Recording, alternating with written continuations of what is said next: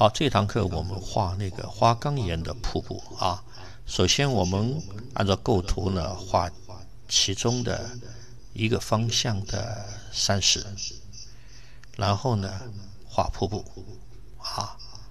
那么然后在瀑布的另一个方向，我们画一些花岗岩，比较那个形状比较有一些特殊的方形的那些花岗岩。那现在我们在画的这个啊，那么同样还是我们先勾它的轮廓，然后画它里边的一些结构。那么由于这个花岗岩突出呢，它是跟那个瀑布呢是有相关的，一个是软，一个是硬。那么这个硬的这个位置呢，我们还是从中间画起，在构图上呢这样的话呢，就避免了将硬的花岗岩与水呢直接的进行接触。好，我们画这个造型啊，比较那个特殊的一种造型，基本上也是在那个山石的一个中间部位突出的啊。那么它也是叠加，但是呢是方形的一块一块叠加的。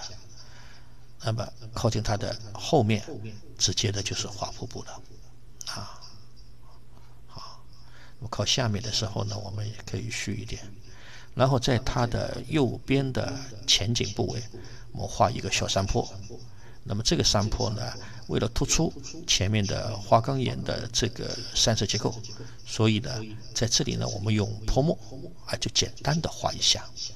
那么这样的，虽然它是前景，但是突出呢，还是突出它的后面的一个花岗岩，这中间的几个结构。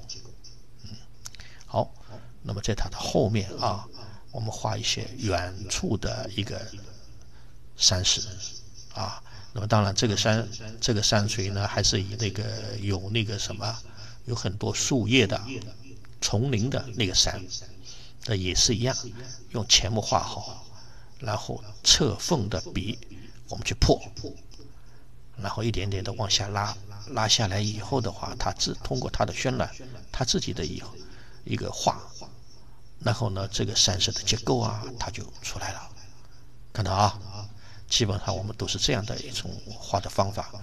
然后靠近下面呢，我们用干笔拖，也可以慢慢拖一些结构出来，对吧？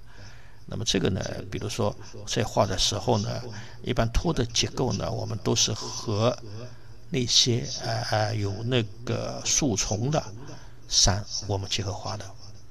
好，我们画瀑布里边的一些水流。那当然这个水流呢，也可以分段画，也可以直接画。那么大的水的话呢，我们就是直接的一下子下来的。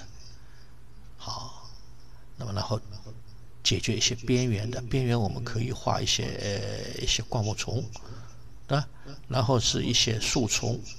那么特别是在它的一个石块的一个结合部啊，那么山顶啊等等啊，这样的画一些，用深的笔散开来以后就点它的一个树丛，点出来这种效果啊，点一点。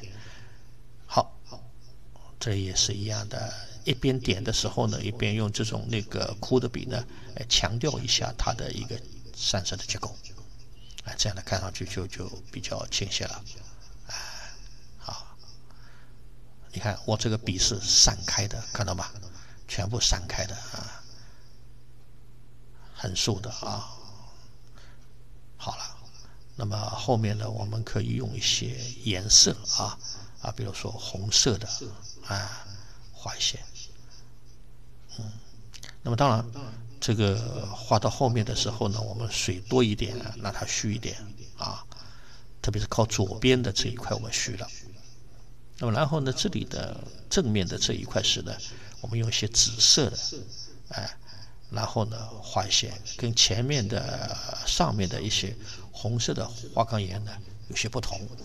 那么这样的话呢，就把前面与后面把它拉出来。